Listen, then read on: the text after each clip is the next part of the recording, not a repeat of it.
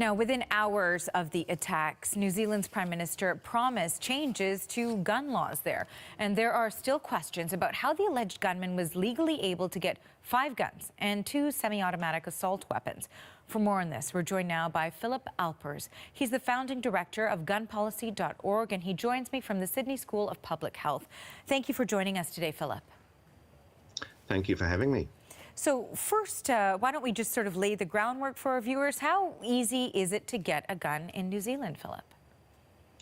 New Zealand has, its gun laws are up to world standard in most areas. For example, only New Zealand and Canada have a law which requires, or a practice which requires, that an applicant for a firearm license must, the police must interview his or her spouse or immediate past spouse. Now, that's a pretty advanced law shared with Canada. But in other ways, there have been loopholes built into the law by special interest groups, which allowed exactly what happened in Christchurch.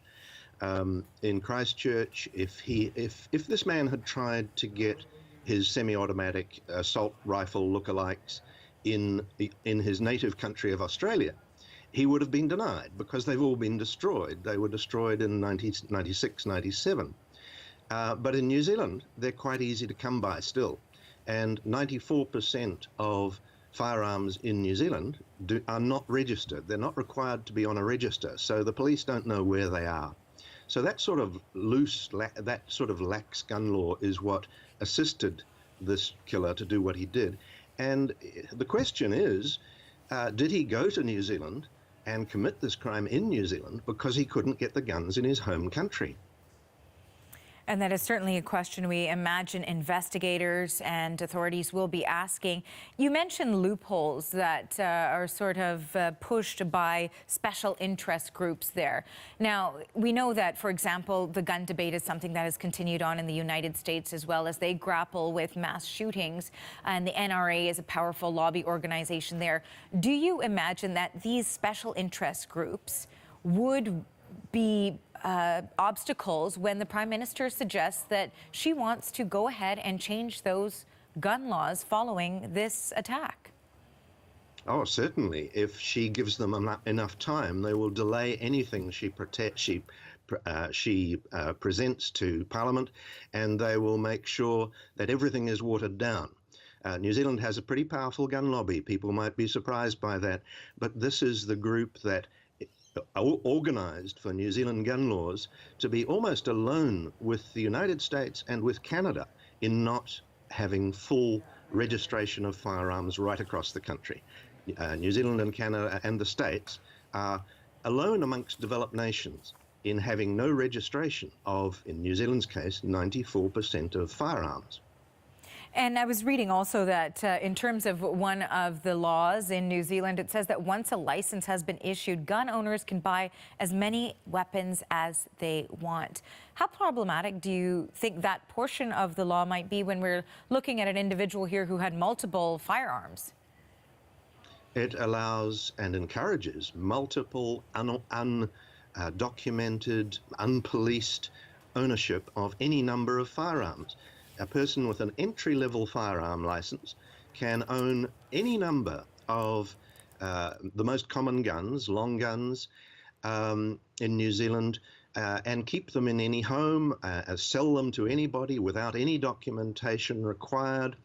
And the police have no right to even inquire which guns that person has, and that's because registration doesn't exist. Registration allows the police to police these laws. In New Zealand, that has spectacularly failed.